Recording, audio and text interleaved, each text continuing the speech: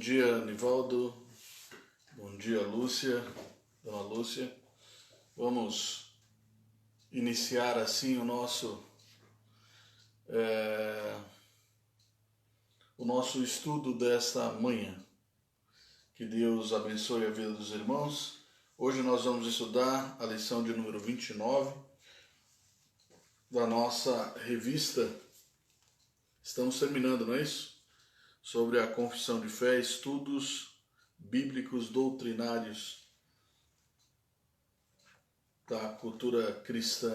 Vamos para a lição de número 29, a ceia do Senhor. Vamos orar primeiramente, agradecendo a Deus por mais essa oportunidade. Senhor nosso Deus e nosso querido Pai, nós te louvamos. Te agradecemos, ó Deus, pelo dia de hoje, pela oportunidade de nos apresentar ao Senhor com hinos de louvor, com as nossas vidas perante o Teu altar, perante a Tua palavra, para nos rendermos a ela somente, ó Deus.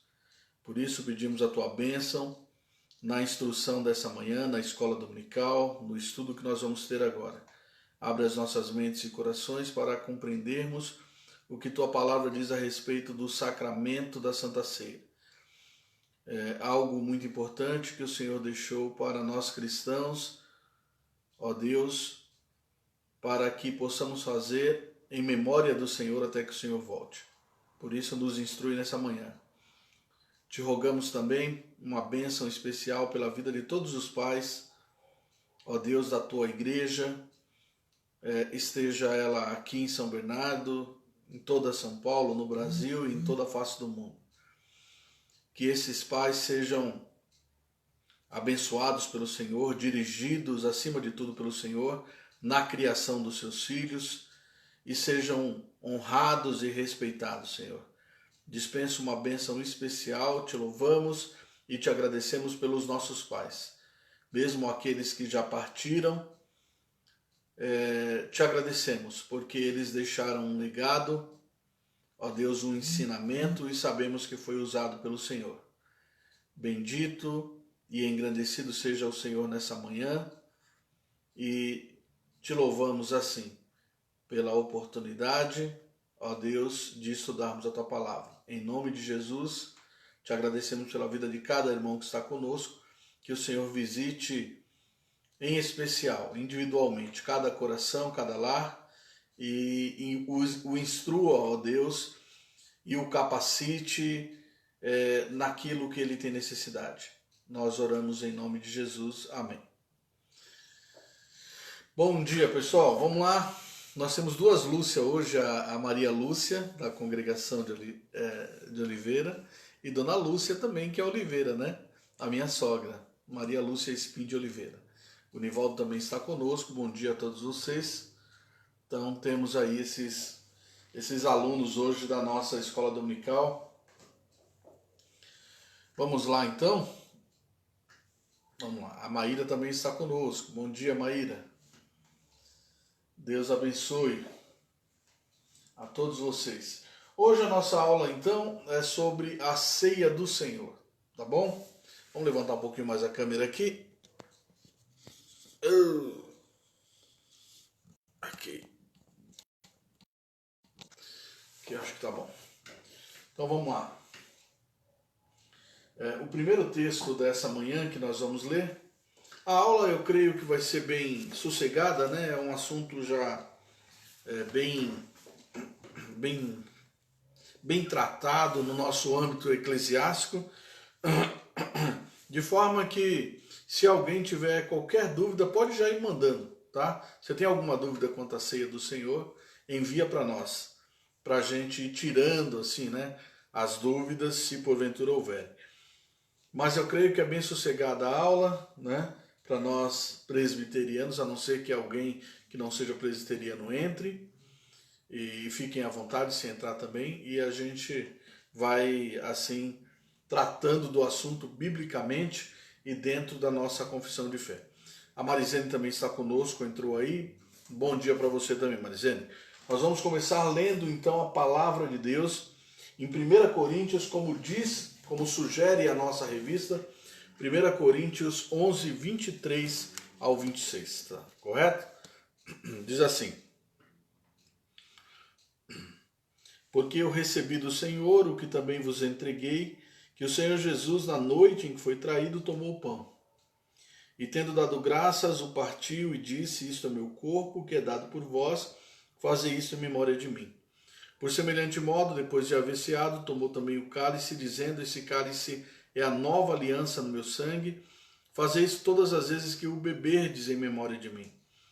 Porque todas as vezes que comerdes esse pão e beberdes o cálice, anunciais a morte do Senhor, até que ele venha. Ok? Então aí nós vemos a instituição da ceia do Senhor. O apóstolo Paulo está relatando numa carta aos Coríntios do que ele recebeu do Senhor, o que o Senhor o fez conhecer na noite em que ele foi traído, portanto. Foi a instituição da ceia. A instituição da ceia, né, é um novo passo, vamos dizer assim. É uma transição da aliança antiga para a nova aliança. Jesus deixa isso muito claro no verso 25, quando ele diz: este cálice é a nova aliança no meu sangue. A aliança passada foi fundamentada e ela apontava para o sacrifício de Cristo, para a aliança que Cristo vinha trazer. Mas a aliança passada, aquela instituída, né, com Moisés, com o povo de Israel, através de Moisés, era a Páscoa, que existia sangue também nessa aliança, mas era o sangue do cordeiro, o sangue de um animal que deveria ser da primeira vez lá passado nas vergas das portas, para que a última praga do Egito passasse por sobre a casa dos israelitas. Inclusive a palavra Páscoa é justamente isso, né? Passar por cima. A palavra literal significa passar por cima. Então, bem-vindo, Laerte. Deus abençoe também sua vida. Então, Jesus veio substituir esse ritual, esta cerimônia, mas agora sim oferecendo o cordeiro verdadeiro. Tanto é que quando João Batista vê a Jesus, né, iniciando o seu ministério, ele diz o seguinte: eis o Cordeiro de Deus que tira o pecado do mundo. Então Jesus sim, ele é o sacrifício perfeito, ele é o Cordeiro de Deus e ele vem substituir aquela velha aliança baseada em sangue de animais, mas ele veio dar o seu próprio sangue, a sua própria vida, portanto, para que nós pudéssemos ter vida. Então isso é a Páscoa. Jesus institui isso em forma de símbolos, né? O pão como sendo o símbolo do seu corpo, que ia ser partido na cruz, né? Ia ser perfurado, ia ser rasgado na cruz, e o vinho, o suco da videira, como símbolo do seu sangue que seria jorrado, a sua vida que seria dada em favor daqueles que creem. E ele institui então esse ritual dizendo que agora os discípulos deveriam transmitir isso às outras pessoas, e é por isso que Paulo está fazendo na igreja de Corinto, né? Dizendo para realizar essa cerimônia, realizar esse ritual, até que ele pudesse voltar. Por quê? Porque através desse ritual, então, dessa celebração, as pessoas jamais se esqueceriam do sacrifício de Cristo até a sua volta e viveriam, portanto, de acordo com os seus ensinamentos. Tá certo? Então, assim, em breves palavras, é isso que a ceia significa. Mas nós vamos aqui destrinchar, vamos entrar em alguns assuntos pormenores que inclusive a Confissão de Fé de Westminster trata a respeito da ceia do Senhor. Tá certo? Então, vamos lá. Já lemos aqui esse texto, temos a revista em mãos, e o primeiro capítulo da Confissão de Fé, portanto, diz assim: na noite em que foi traído, nosso Senhor Jesus instituiu o sacramento de seu corpo e sangue, chamado Ceia do Senhor, para ser observado em sua igreja até o fim do mundo, para ser uma lembrança perpétua do sacrifício que em sua morte ele fez de si mesmo, para selar os verdadeiros crentes, todos os benefícios provenientes desse sacrifício para o seu nutrimento espiritual e crescimento nele, e seu compromisso de cumprir todos os seus deveres para com ele, e ser um vínculo e penhor de sua comunhão com ele e uns com os outros, como membros de seu corpo místico. Então já dá para perceber aqui que na primeira sessão do capítulo 29, que fala da ceia do Senhor, está falando sobre os objetivos da ceia do Senhor, certo? Que Jesus Cristo da instituição desse sacramento e quais são os seus objetivos, né? Lembrança perpétua do sacrifício da sua morte, selar os verdadeiros crentes, todos os benefícios provenientes desse sacrifício, que é o nutrimento espiritual da igreja, o crescimento e o compromisso dos crentes de cumprir os seus deveres para com Deus, né? E ser o vínculo, o penhor da comunhão, né? Porque Jesus Cristo morreu por todos. Então a ceia, um dos significados essenciais da ceia é a comunhão em torno da mesa. Nós somos filhos do mesmo Deus. Nós somos salvos pelo um mesmo Senhor, certo? Então esse é o significado que vai tratar aí a confissão de fé no seu capítulo 1. São oito tratados, 8 sessões da confissão de fé. Nós vamos ler, né? E depois nós vamos ao roteiro do estudo, porque está muito bem feito, né? Acrescentamos apenas algumas palavrinhas aqui ao roteiro do estudo, e há um detalhe da questão dos participantes da ceia do Senhor. Mas está assim perfeito, tá bom? Nosso bom dia também para a Joana, para a Edenise, os irmãos que estão chegando aí, né, na nossa aula. Que Deus abençoe grandemente a vida de vocês. Então vamos lá?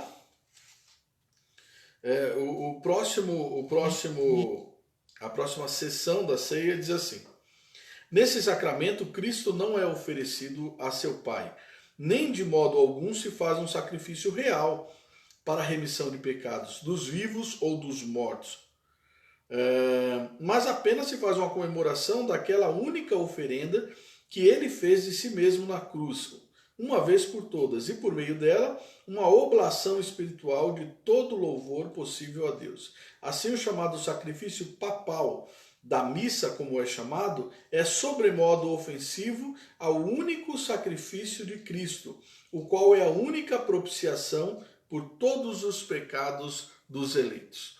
Correto? Então, essa sessão aqui vai trabalhar na seguinte questão, que o sacrifício de Cristo, ele é oferecido de uma vez por todas, é um sacrifício real, né?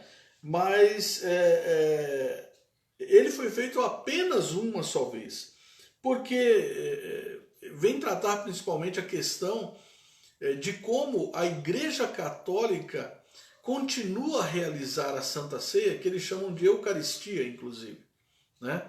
Que é bem diferente da ceia que nós ministramos, ou tomamos, ou participamos na Igreja Evangélica. Por quê? Porque os princípios ali adotados, as interpretações da ceia são diferentes do ritual católico do ritual protestante reformado. Não é? Diga-se de passagem, na história, houve várias interpretações para a ceia do Senhor. Nós vamos tratá-las aqui, embora já tenha tratado quando falou sobre o sacramento, né? Nós vamos tratar também agora, vamos dar uma lida aí, dar uma passada sobre as diferentes interpretações históricas sobre a ceia do Senhor. Mas o que está sendo combatido aqui é a forma papal, a forma católica, portanto, que em cada ceia, em cada Eucaristia realizada pelos católicos, eles estão sacrificando a Cristo novamente. É um novo sacrifício. E a questão da transubstanciação, que eles acreditam que o pão se torna no corpo de Cristo, certo? No corpo de Cristo. E uma coisa que poucas pessoas sabem é que na Igreja Católica, né, isso as pessoas sabem, mas não sabem o porquê. Os fiéis participam somente da hóstia, que é o pão, né? E por que somente da hóstia e não do vinho, como é realizado na Igreja Protestante? É que no conceito católico da transubstanciação, portanto, o corpo se transforma no verdadeiro corpo de Cristo. E aí não há necessidade de tomar o sangue, ou tomar o vinho que representa o seu sangue, porque no corpo já tem sangue. Então por isso os padres dão aos fiéis somente a hóstia. Esse é o conceito. Ali já contém o sangue. E o padre vai lá e dá um golinho, ou toma o vinho, a taça do vinho, é somente para o padre. Não deveria ser também, né? É ilógico o padre participar de os dois elementos do sacramento e os fiéis participar apenas de um, porque um é o corpo e o corpo contém o sangue. Já que ele crê dessa maneira, ele poderia também participar somente da hóstia. Mas isso é totalmente antibíblico, na verdade, porque Jesus ele dá aos seus discípulos tanto o corpo quanto o sangue, tanto o pão quanto o vinho. Então, Jesus não toma só ele, né? Não fica somente para ele o vinho. O texto que nós lemos é muito claro, aqui em 1 Coríntios, quando ele vai dizer o seguinte: por semelhante modo, verso 25, por semelhante modo, depois de haver ceado, ou seja, comido o pão, tomou também o cálice, dizendo: esse cálice é a nova aliança no meu sangue, fazei isto, né? Ele está ordenando que os apóstolos façam isso, fazer isso todas as vezes que o beberdes em memória de mim. Então a ordem é para comer o pão e beber o cálice, e não somente comer o pão, porque o pão, segundo o rito católico, já possui o sangue de Jesus Cristo. Tá certo? Então eu quero que os irmãos vão mandando suas dúvidas. Se houver dúvidas, mande para nós, porque é um assunto já bem estudado em nossa igreja. Eu acredito que não há maiores problemas, mas se houver qualquer dúvida, você viu um ritual diferente, alguma coisa diferente, então há diferenças assim não muito significativas nos rituais de diferentes igrejas. A Igreja Batista celebra de uma forma, a Igreja Presbiteriana celebra de outra, mas a interpretação o que é o principal, é o mesmo, certo? O corpo, o pão é o corpo e o vinho representa o sangue. O pão representa o corpo, o vinho representa o sangue, e alguns dão os dois para serem tomados juntos, outros dão diferentes, né? Então são formas diferentes, mas não implica, não é? Em mudança na ceia do Senhor. Mas a Igreja Católica, sim, ela fez essas mudanças por uma questão de interpretação. Tá bom? Vale a pena que a gente dá uma paradinha e falar o seguinte, porque a revista não vai tratar sobre isso. As diferentes interpretações da ceia. Eu fiz isso na aula de sacramento, porque estava lá, mas hoje, como é a ceia do Senhor, também vale a pena nós falarmos. Já na era apostólica, a celebração das ceias do Senhor era acompanhada pela de agapai, que era uma festa de amor, certo? O apóstolo Paulo vai dizer: olha, há entre vós quem fique com fome, quem fique, né? Porque eles faziam uma festa junto da ceia do Senhor, e nessa festa estava havendo pessoas que comiam antes, né? E deixavam aqueles que chegavam depois sem comer. E isso estava se transformando em pecado, ou tinha se transformado em pecado ali. Então, já na era apostólica, a ceia do Senhor sofreu essa mudança, né? De ser acompanhada com uma festa grande dentro da igreja, chamada festa agapai, para os quais o povo trazia os ingredientes necessários e que às vezes levavam a tristes abusos, né? Vamos ver também, no mesmo texto de 1 Coríntios da ceia, 1 Coríntios, portanto, 11, verso 20 ao 22. Diz assim: Quando, pois, os reunis no mesmo lugar, não é a ceia do Senhor que comeis. Porque ao comerdes, cada um toma antecipadamente a sua própria ceia, e há quem tenha fome, ao passo que há também quem se embriague. Então havia excessos de embriaguez, de comilança, e por outro lado, outros chegavam a ter fome, porque chegavam e já tinham comido tudo nessa festa. Não tendes porventura casas onde comer e beber, ou menosprezais a igreja de Deus e envergonhais os que nada têm? Que vos direi, louvar-vos-ei? Nisso certamente não vos louvo.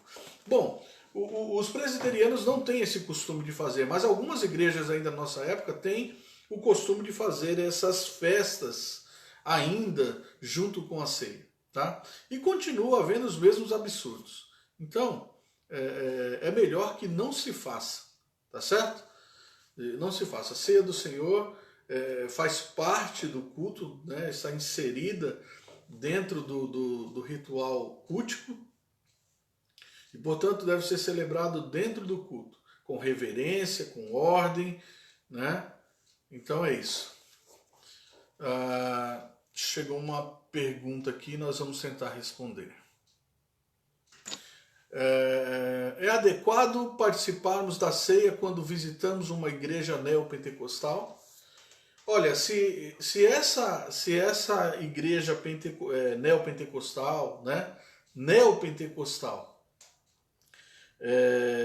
ela foi idônea, é porque hoje vamos dizer assim, há um pensamento, principalmente no meio reformado, nas nossas igrejas, de que todo neopentecostal precisa ser evangelizado, e que neopentecostal não é crente, portanto.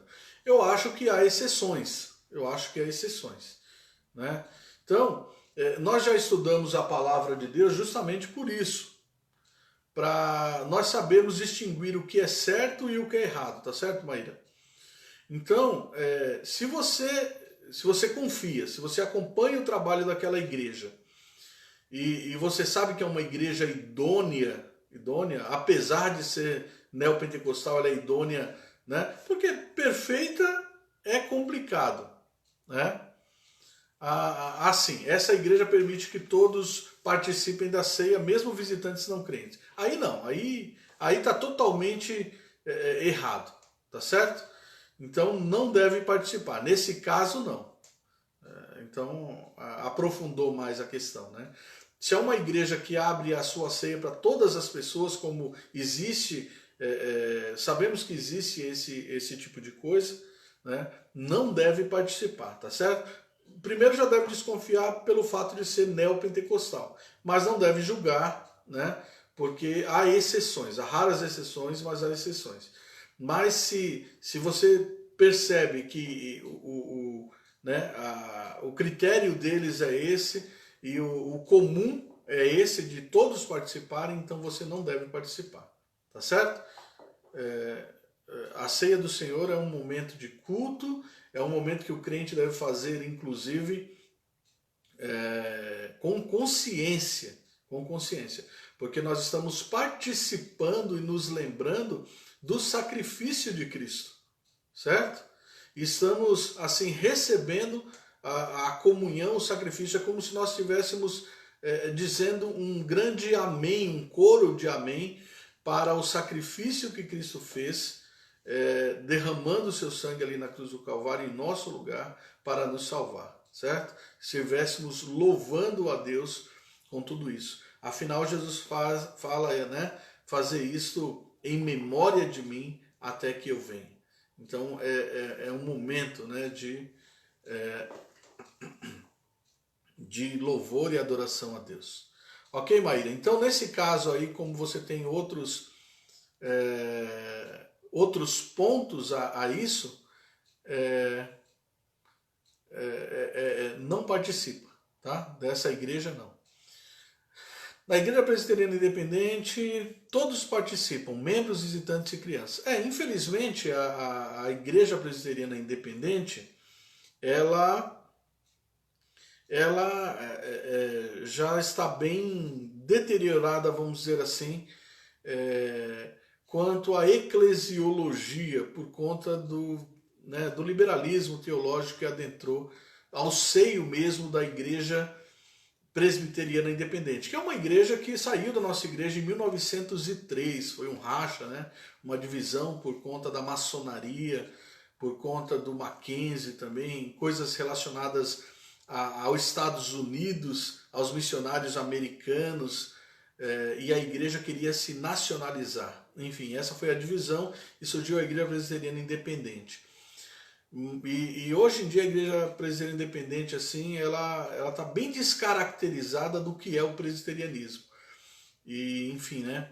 Não é só a Independente de Itapetininga, viu, Nivaldo? Mas todas independentes. Inclusive, eles, nessa época de pandemias, eles adotaram a ceia online, onde o pastor, né, faz a ceia na sua casa, né, e transmite online, e os membros também, cada um faz a sua ceia na sua casa. Nós não adotamos, não achamos corretamente, vamos dar uma palhinha aqui na aula sobre isso, tá certo?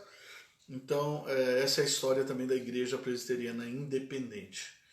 Mas é isso, né? Eu achei muito boa tanto essa colocação do Nivaldo quanto da Maíra, porque pode acontecer de você ser convidado para ir numa igreja e chega lá e estão ministrando a ceia, né?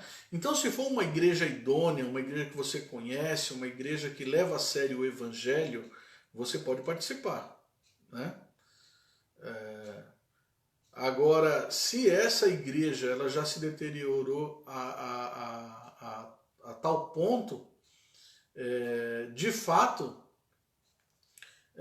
você não deve participar da ceia do Senhor, porque já se desqualificou a tudo, né? Muito bem, é isso mesmo. O Nivaldo está falando aí que a Igreja Presbiteriana Independente tem pastoras, tem presbíteras, diaconisas, pastoras, tem tudo isso mesmo. Inclusive, a mais cotada para ser presidente do Supremo Conselho deles era uma pastora e não um pastor, recentemente, né? Ela é vice-presidente do Supremo Conselho, reverenda, chamada de reverenda, né? Não é tão comum no nosso meio. Mas vamos lá. Podem continuar mandando pergunta, tá certo? Fiquem à vontade aí. Vamos ler então aqui eu falei sobre a festa Agapai já na igreja primitiva, certo? Então Paulo estava dizendo, vocês não têm casa para comer, etc e tal, né? Vamos lá. Vamos tentar responder mais essa questão aqui. A Denise está mandando uma... Pastor, pode tomar ceia mais de uma vez? Por exemplo, se já tiver tomado, pode. Não há problema. Porque Jesus instituiu a ceia, mas não instituiu a quantidade que pode ser tomada. Tem que ser tomada com reverência. Esse é o critério. É um dos critérios. É tomar com reverência, com consciência. Mas você pode tomar, né? Mais de uma vez na mesma semana ou no mesmo mês, não há problema. Eu vou contar dois fatos aqui que elucidam um pouco, porque tem gente preocupada que está há 4 ou 5 meses sem tomar ceia, correto? Primeiramente, Calvino ele era a favor de tomar ceia toda semana. Toda semana ter ceia dentro do culto. Essa era a questão com Calvino. Mas ele foi vencido lá em Genebra pelo o corpo de presbíteros e outros pastores que tinha, resolveram instituir a ceia uma vez por mês. E Calvino foi vencido. Então, veja você, Calvino era a favor da ceia toda semana, e o corpo eclesial lá, os presbíteros de Genebra, decidiram que não, que tinha que ser uma vez, e ficou uma vez por mês no meio calvinista, inclusive no meio presbiteriano. Mas não há um número definido. No início da igreja, tanto aqui quanto nos Estados Unidos, haviam poucos pastores, haviam mais fiéis e que os pastores não davam conta, né? O reverendo Onisiel Peixoto, cadê um dos pastores antigos da igreja presbiteriana, ele uma vez falou para a gente aqui na primeira igreja, quando ele veio dar uma palestra, e ele falou o seguinte, que ele chegou a ser pastor de uma só vez de 37 igrejas. Né? Ele era bem velhinho, morreu ano passado, era um dos pastores mais antigos presbiterianos que existia até hoje. Né? Enesiel Peixoto, não, o nome dele é... Me fugiu o nome aqui agora. Ele era um dos pastores mais antigos da igreja presbiteriana. E ele falou o seguinte, que quando ele começou a ser pastor, ele foi pastor de uma só vez de 37 igrejas. E ele ia a cavalo. Naquela época era muito difícil, né, visitar, não existia transporte adequado e não tinha condições também. Então ele ia a cavalo, de fazenda em fazenda, de sítio em sítio. Ele falou que às vezes passava 3 anos para chegar numa igreja. Quem cuidava das igrejas naquela época eram os presbíteros. Eles evangelizavam, eles preparavam os catecúmenos. E o pastor passava ali de ano em ano, de 2 em 2 anos, de 3 em 3 anos às vezes, somente para batizar e dar ceia. Batizar e dar ceia. Então percebam, os nossos irmãos do passado, tanto aqui quanto nos Estados Unidos, demoravam 2, 3 anos para tomar uma ceia, né? E ficavam aguardando isso, era uma festa realmente, né? E o que ocorre? Não existe tempo exato para você tomar a ceia, tá bom? É quando Deus permitir. Um exemplo, hoje em dia, a congregação cristã no Brasil, a ceia é realizada uma vez por ano lá. Uma vez por ano, tá bom? Então são exemplos assim de que, mesmo históricos, de que a ceia... Aí, a Joana confirmou o que eu falei aqui. A congregação cristã no Brasil celebra a ceia apenas uma vez por ano, é isso mesmo. Bom, o presbítero Nivaldo, como experiente no ramo aí, né, presbítero, é ele que entrega a ceia junto com os demais presbíteros da igreja. Ele diz que na entrega da ceia percebe que às vezes tem irmãos que não tomam, né? Então é outra questão também que nós precisamos tratar. A ceia, ela deve ser tomada. O cristão não pode deixar de tomar a ceia. Ele deve deixar o pecado de lado, tá certo? Se ele tiver sido suspenso pelo conselho, pelo pastor, para não tomar a ceia, aí tudo bem, ele tem um motivo. Então eu não estou tomando a ceia porque eu estou afastado da comunhão. Mas se ele não estiver afastado da comunhão, o que a Bíblia diz? Examine-se, pois, o homem a si mesmo, e assim coma do pão e beba do cálice, tá certo? Então, crente não pode ficar sem tomar ceia. Vamos dizer assim, é um sinal de apostasia, que ele está esfriando na fé. Não vou tomar ceia porque estou em pecado. Ou seja, eu prefiro ficar com o meu pecado do que me arrepender e me converter a Deus, tá certo? Então o crente tem que tomar a ceia, tem que deixar o pecado, largar o pecado e tomar a ceia. Ok? A não ser que ele esteja sido suspenso, disciplinado, né? E seja tratando pastoralmente, né? Lá no gabinete pastoral, ou esteja sendo tratado pelo conselho da igreja. Correto?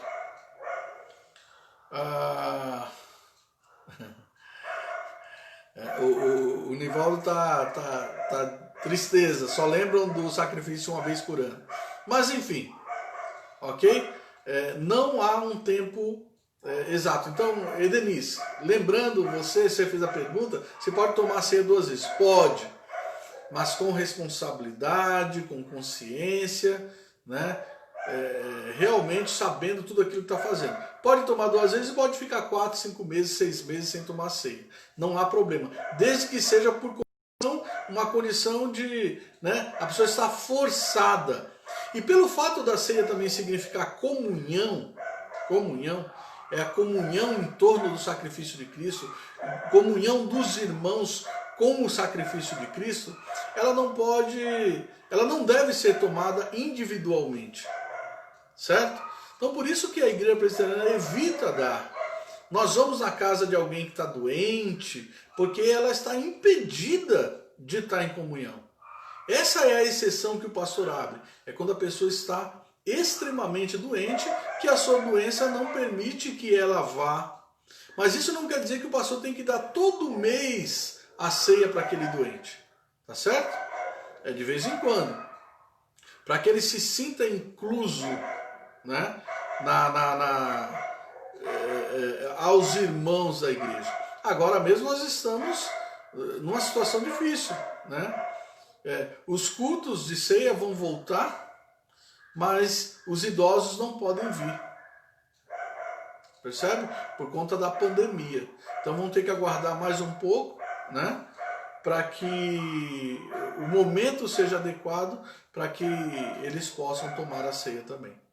Então, tudo isso é interessante e relacionado à aula que nós estamos fazendo hoje aqui, tá certo?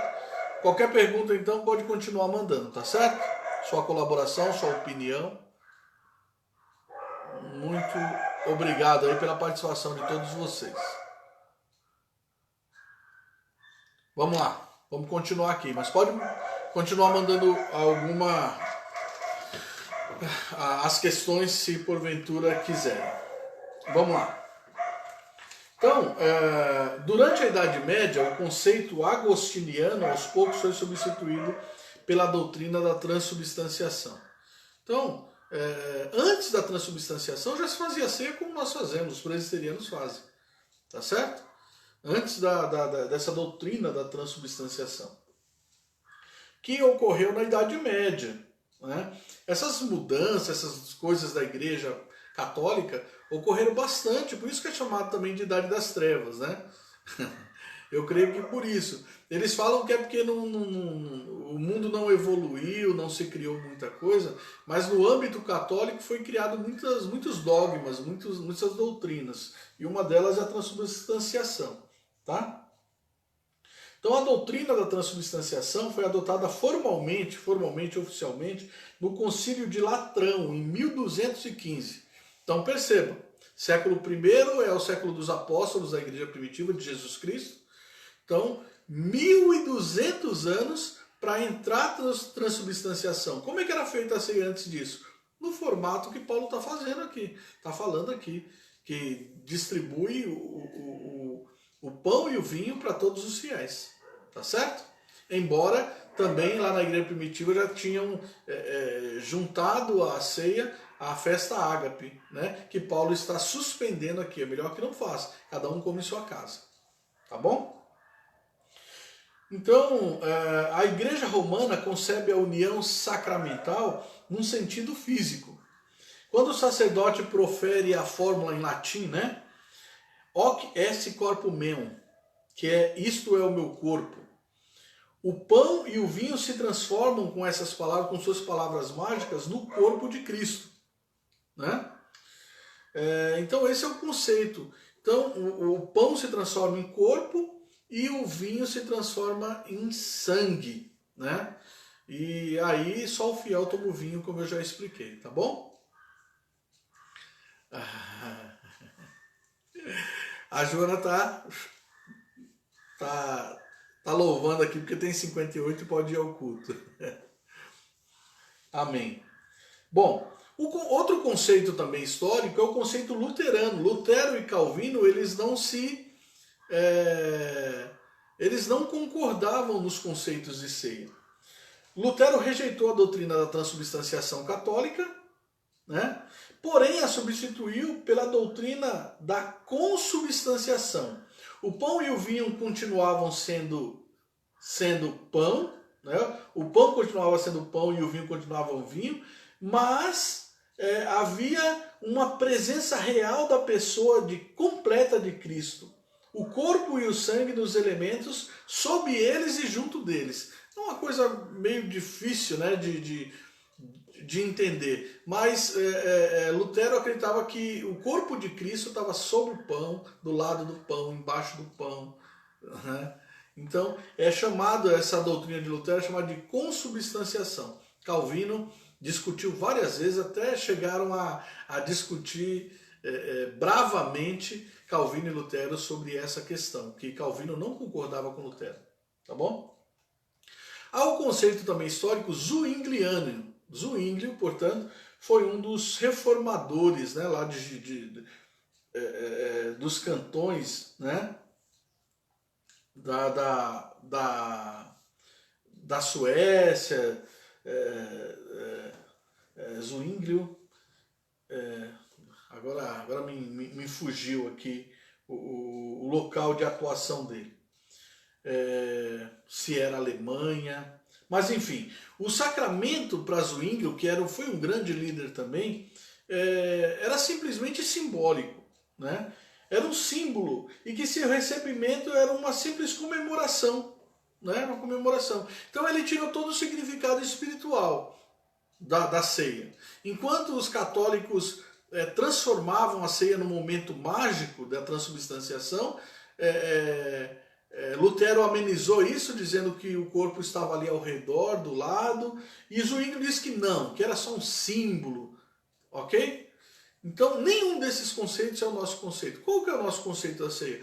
É o conceito calvinista, reformado. O conceito reformado de ceia, ou calvinista, dá ênfase na união mística dos crentes com a pessoa do Redentor.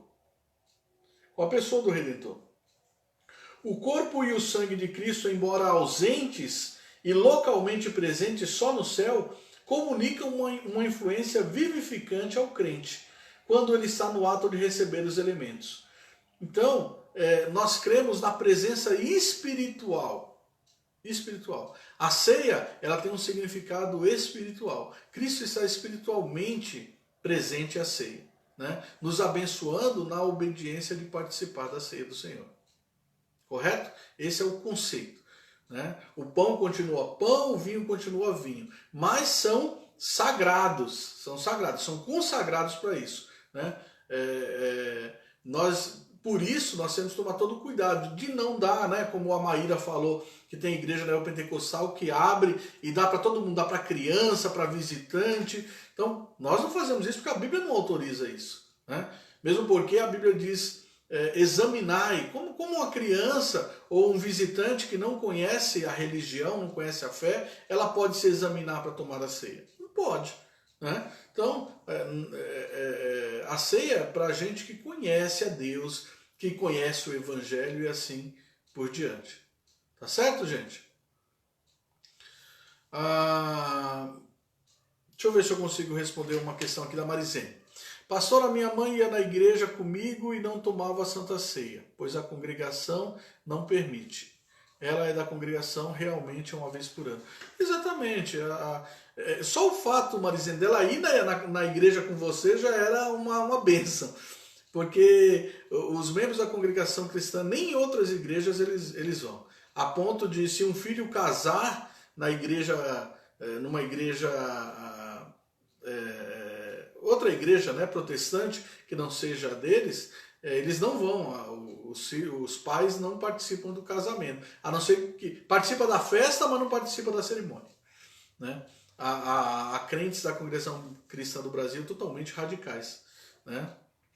Então eles não tomam mesmo a Santa Ceia nas nossas igrejas. Vamos lá, por serem elementos santos, é pecado comer o pão e beber o vinho que sobrou da ceia num outro momento? Maíra, nós vamos tratar sobre isso aqui, mas assim, adiantando um pouquinho, né? Na verdade nós já estamos tratando, porque não vai dar tempo de tratar todos os pormenores. A questão aí não é se é pecado ou não é pecado, né? A sobra da ceia. Os congregacionais resolveram isso, vamos dizer assim, com uma atitude radical. O que eles fazem? Eles pegam o vinho e o pão principalmente e cavam na terra e enterram aquilo, né? Por eles entenderem que é o corpo de Cristo. Percebe? Não deixa que ninguém pega. Os congregacionais eles agem dessa maneira. E o vinho eles misturam com água e jogam na pia para ir embora, né? Para ninguém também fazer uso. Nós presbiterianos nós não somos tão radicais, nós consagramos os elementos, os pastores consagram os elementos que serão usados. Eu aprendi isso com o meu pastor, reverendo Daniel Mariano da Silveira, professor de seminário, um pastor muito antigo da igreja também, já falecido. E ele na hora de consagrar os elementos, ele tinha esse cuidado. Falar: Senhor, consagra os elementos que serão usados na ceia. Por quê? Para se uma criança tomar inadvertidamente, né? De repente o diácono, não é toda a igreja que tem um cuidado como a nossa igreja tem, de um diácono ou uma irmã ter o cuidado de pegar aquilo lá e guardar e pôr e jogar fora, enfim. Às vezes fica lá exposto um pouco, lá passa uma criança e toma, põe na boca, porque criança é curiosa. E qual é a criança que não tem vontade de tomar ceia, na verdade? Adolescente, muitas vezes, que ainda não fez sua pública profissão de fé e batismo. Então, há esse cuidado, e deve haver esse cuidado dos pastores, de consagrar. A Maíra já comeu quando era criança. Tá viva, né, Maíra? Graças a Deus. Então, tem que ter esse cuidado na hora de consagrar o que será usado. O Espírito Santo sabe o que será usado, tá certo? Se comer, não fará mal nesse sentido. Mas também não pode desprezar. Os diáconos, os presbíteros e até o pastor tem que ter esse cuidado de tomar todo o cuidado aí, né, com a sobra da Santa Ceia, para que as pessoas não fiquem lançando mão. Por quê? Porque é algo consagrado a Deus, né? Aquilo ele é separado do uso comum, tá bom?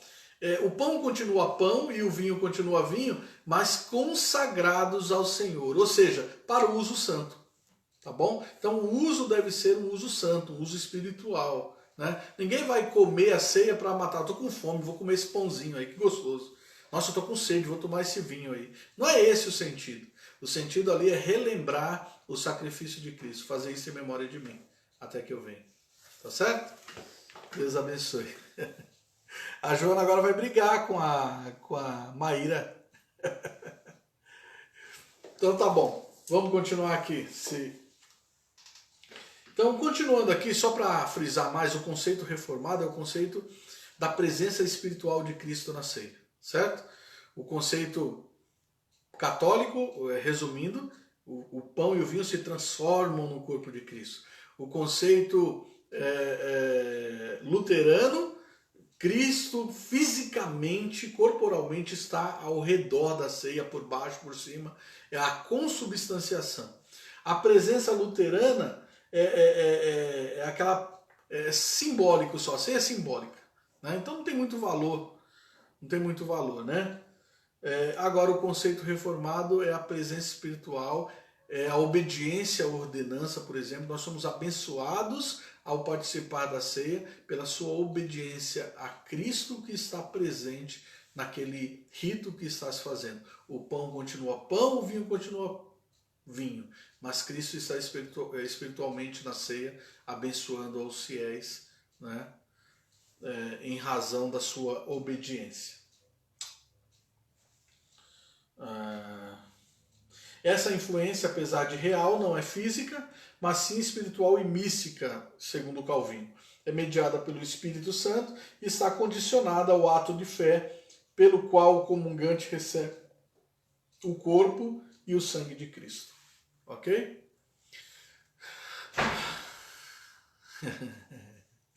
A Neia também comeu já da ceia, eu também, mas não tinha noção da seriedade. Com certeza, muitas crianças, muitos adolescentes, né, já comeram da ceia enganados, e todos estão vivos aí, graças a Deus, porque Deus é misericordioso, né?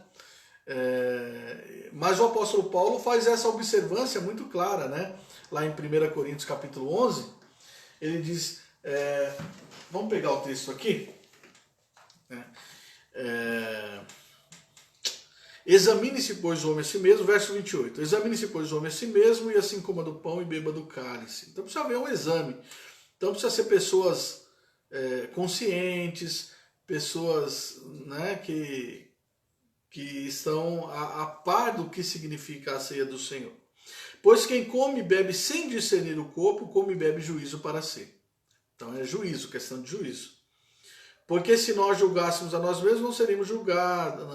Não, aí ele vai falar assim, verso 30. Eis a razão porque há entre vós muitos fracos e doentes, e não poucos que dormem. Porque a igreja de Corinto estava fazendo tudo errado, né? Estava comendo a ceia errada, e isso estava trazendo maldição em vez de bênção. Das características da ceia é que ela traz bênção espiritual para a nossa vida, certo? Então, mas Deus sabe de tudo, né? E Deus, ele nos perdoa os pecados. Muitos não tomam vinho devido ao medicamento que estão tomando. Pedem suco de uva. Eu, particularmente, acho tão pouco a dose que não haveria problema, mas respeito. Tá certo, Nivaldo. Acho que essa deve ser né, a forma mais correta de interpretar isso. Né? Nós temos que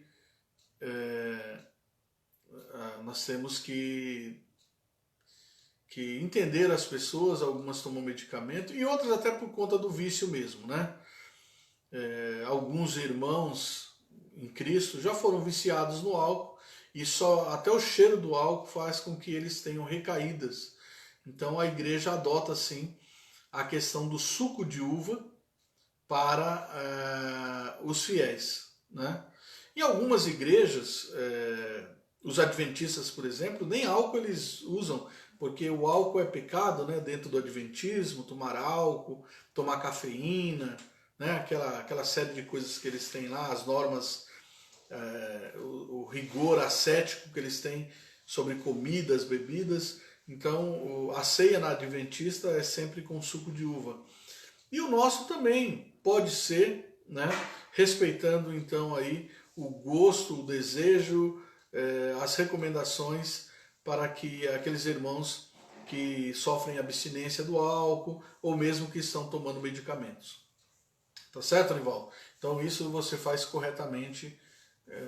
Eu creio que tem que ser assim mesmo, né? E você tem a sua opinião, né? Embora não concorde totalmente, mas respeita, é isso mesmo, né? Mesmo porque não há nada definido, né? Nós não sabemos se aquele suco de uva que Jesus fez, né? Falou que é o fruto da videira, né? E o vinho era comum, mas é provável também que o suco de uva também era comum, né? Se o pessoal tomava vinho, tomava suco de uva, né? Não era só vinho, não era só vinho, porque quando você espreme a uva tem o suco e o vinho é justamente a fermentação desse suco. Então, quando é que eles tomavam? Quando era que foi esse vinho que foi oferecido na ceia, né? Esse cálice, né? É o suco da videira, mas a que momento foi oferecido? Então nós não temos né, essas características assim, esses detalhes. Vamos lá, Maíra, respondendo a Maíra mesmo. Eu também não houve a ceia no domingo de manhã e após a EBD tinha ensaio do coralzinho e o pão ficou lá na mesa. Olha aí, ó. Não pode deixar pão na mesa perto da Maíra, gente.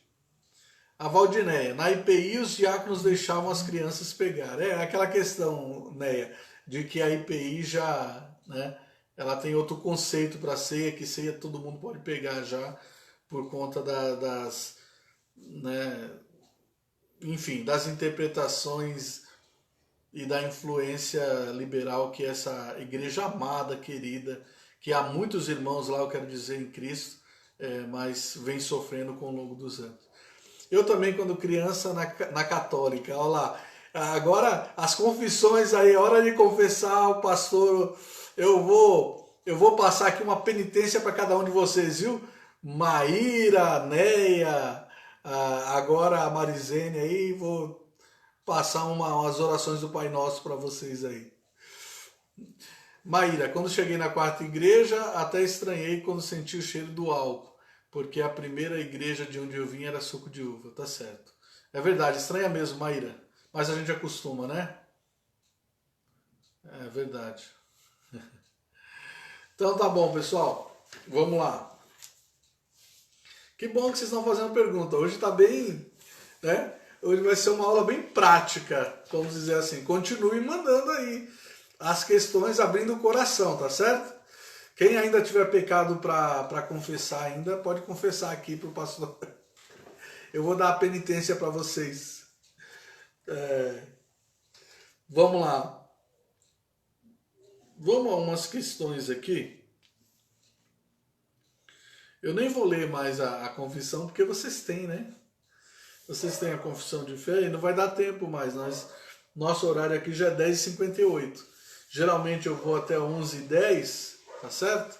Então não vai dar mais tempo. Mas foi bom, mesmo porque a ceia é algo muito, né, muito nosso, né, muito comum no nosso meio, não há tantas dúvidas assim. Eu já dei essa aula várias vezes lá de quarta-feira, enfim. Né?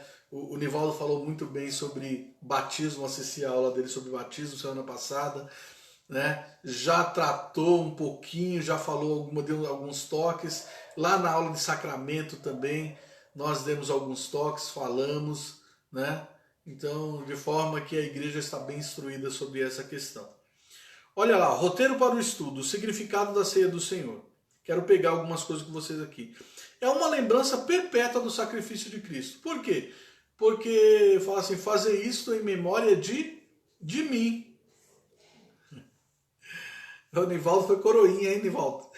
Você tem mais pecado ainda para confessar. Então, é uma lembrança perpétua do sacrifício de Cristo. Né? A gente deve fazer isso em memória de Cristo até que ele volte. Então, a ceia do Senhor, irmãos, é para sempre. Para sempre, tá certo? Não pode faltar na ceia do Senhor. É um meio pelo qual os benefícios do sacrifício de Cristo são selados aos verdadeiros crentes, né? Vamos ver esse texto aqui, Hebreus 10, 11 a 18. Hebreus 10, 11 a 18. Olha o que diz aqui, né? Relacionado, não é um texto que fala diretamente da ceia, mas tem a ver com a ceia, porque a ceia significa o sacrifício de Cristo, né? Então, é uma lembrança do sacrifício de Cristo. Então, Hebreus 10, do 11 ao 18, diz assim: Ora, todo sacerdote se apresenta dia após dia a exercer o serviço sagrado e a oferecer muitas vezes os mesmos sacrifícios que nunca jamais podem remover pecados. Está falando da antiga aliança, né? Por isso que Jesus fala, essa é a nova aliança no meu sangue, né? E a aliança de Cristo é perfeita. A antiga apenas cobria os pecados. O sacrifício de animais, o sangue de animais, a Páscoa, ela era apenas um ritual provisório, porque Cristo ainda não tinha vindo e, portanto, ele não tinha morrido. Tá? Então, ó, nunca jamais podem remover pecados. Verso 12. Jesus, porém, tendo oferecido para sempre um único sacrifício, pelos pecados assentou-se à destra de Deus. Então, um único sacrifício. Então, aqui também combate a doutrina da missa. A missa é um sacrifício. Toda missa, Cristo está morrendo, diz os católicos. Certo? Então, ele morreu uma única vez. Né? Por isso que é um sacrifício perfeito. Se você precisa matar Cristo, né? Isso precisa ser oferecido em cada missa, então não resolveu a primeira vez que ele morreu, mas o autor aos Hebreus então vai dizer isso, né? Um único sacrifício pelo pecado assentou-se à destra de Deus, aguardando daí em diante até que os seus inimigos sejam postos por estrado dos seus pés. Então Jesus está à direita de Deus aguardando esse momento. Porque como uma única oferta aperfeiçoou para sempre quantos estão sendo santificados. Então a oferta é o sacrifício dele. Ele aperfeiçoou, né? Então a ceia significa isso, né? Que o sacrifício de Cristo é benefício para a minha vida, para a sua vida, para a vida de toda a igreja. Nós estamos, ao participar da ceia, nós estamos nos apropriando de tudo aquilo que Cristo fez na cruz do Calvário. A salvação, a comunhão, o perdão dos pecados. Tá certo? Então por isso que o crente tem que participar da ceia do Senhor. Não é que ele está matando a Cristo novamente, como a Igreja Católica faz nas suas missas. Não, ele está se apropriando dessas bênçãos, está se relembrando essas bênçãos transmitidas de uma vez por todas na cruz do Calvário. E disto nos dá testemunho também o Espírito Santo, porquanto após ter dito, essa é a aliança que farei com eles depois daqueles dias. Diz o Senhor, porei no seu coração as minhas leis e sobre as suas mentes as escreverei. Acrescenta, também de nenhum modo me lembrarei dos seus pecados e das suas iniquidades para sempre. Ora, onde há remissão desses, já não há oferta pelo pecado. Então, irmãos, a ceia do Senhor é uma lembrança de que todos os nossos pecados estão perdoados. Né? Não devemos mais nos martirizar por conta dos nossos pecados. Cristo já pagou todos eles na cruz do Calvário. Então, quando eu participo da ceia, eu lembro que eu era pecador, né, que eu estava morto em delitos e pecados e Cristo foi lá e morreu por mim na cruz do Calvário. Isso é a ceia. É a lembrança desse ato, a lembrança do perdão de Deus por um pecador que não merecia como eu. Tá certo? O Zé Carlos aqui também foi coroinha. Vamos lá, confessando os pecados. O Zé foi coroinha e fez 3 anos de seminário. Queria ser padre. O pecado foi mais... Ah, Zé, agora você não falou nada, né, Zé? Queria ser padre. Ser pastor, meu. Vamos pro seminário, ainda dá tempo. Dá tempo ainda, vai pro seminário. Né? Ah, então já sei quem eu vou convidar para ministrar a ceia. É o Zé e o coroinha José e coroinha Nivaldo, hein? Vamos lá. Vamos lá. Mas Deus é misericordioso, né? Deus é grande. Vamos lá? Continuando aqui na nosso roteiro de estudo aqui. Estamos quase lá. Então, um dos maiores benefícios do sacrifício de Cristo é o perdão, tá bom, irmãos? É o perdão que ele nos dá através do seu sacrifício. Foi com sua morte, a morte de um justo pelos injustos, que a ira de Deus foi aplacada sobre a humanidade. Vamos lá. É um meio pelo qual os crentes são nutridos espiritualmente, certo? João 6, 48 a 58. Vamos lá. João 6, 48 a 58. Só texto grande pegamos aqui. Mas não faz mal, vamos ler. João 6, 48. João 6, 48 a 58. É isso? 48 a 58. Vamos lá. Eu sou o pão da vida, vossos pais comeram maná no deserto e morreram. Esse é o pão que desce do céu, para que todo o que dele comer não pereça. Eu sou o pão vivo que desceu do céu. Se alguém dele comer, viverá eternamente, e o pão que eu darei pela vida do mundo é a minha carne. Então, a ceia também significa a salvação que nós temos em Jesus Cristo. Jesus Cristo deu a sua carne, certo? Para nós, para que a gente pudesse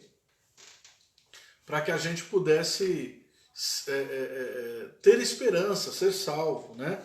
Continuando aqui, ele diz: disputavam, pois, os judeus entre si, dizendo: como pode esse dar-nos a comer a sua própria carne? Respondeu-lhe Jesus: em verdade vos digo, se não comerdes a carne do Filho do Homem, não beberdes o seu sangue, não tendes vida em vós mesmos. Jesus estava se referindo, naturalmente, ao que ele iria instituir, que é a ceia do Senhor. Quem comer a minha carne e beber o meu sangue tem a vida eterna. Eu ressuscitarei no último dia. Pois a minha carne é verdadeira comida e o meu sangue é verdadeira bebida.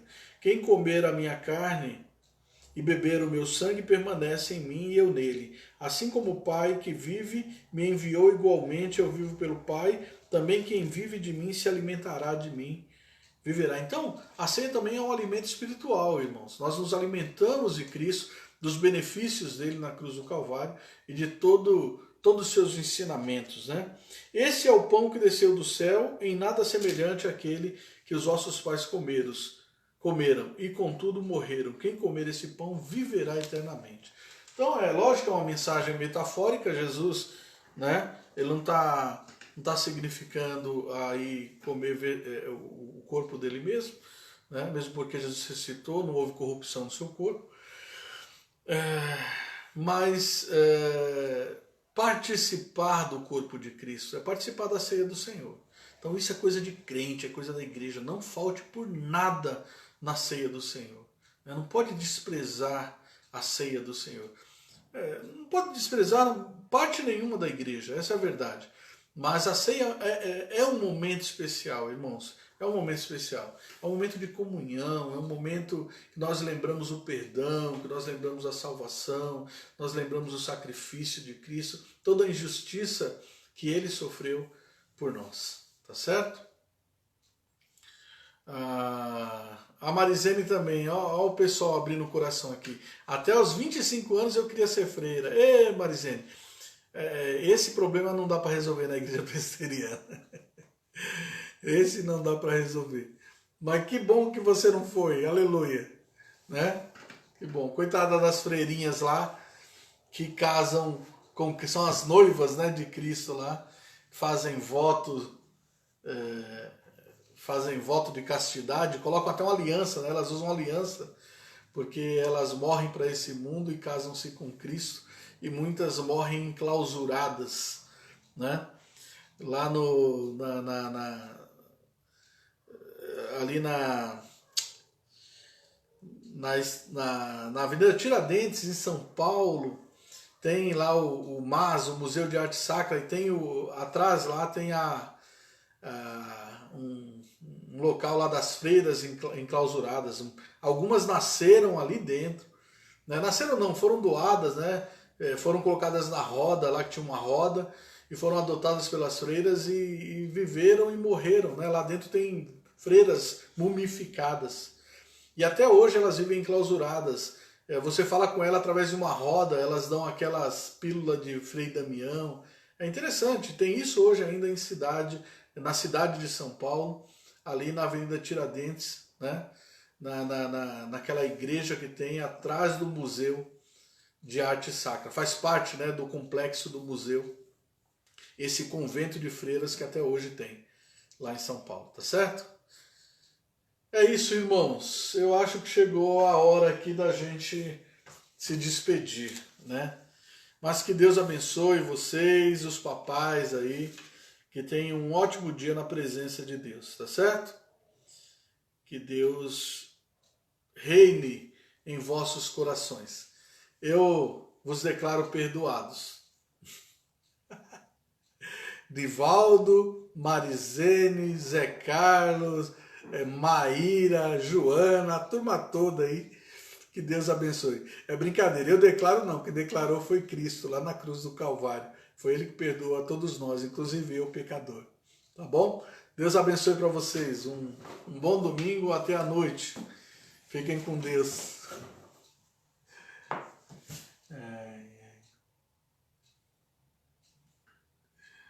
Vamos lá, vamos lá. Vamos caminhando.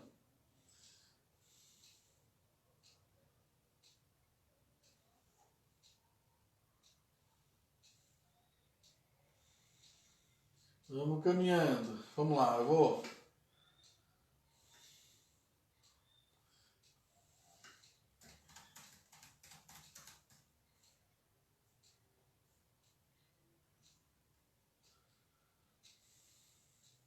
Vamos pôr uma música pra gente se despedir aqui.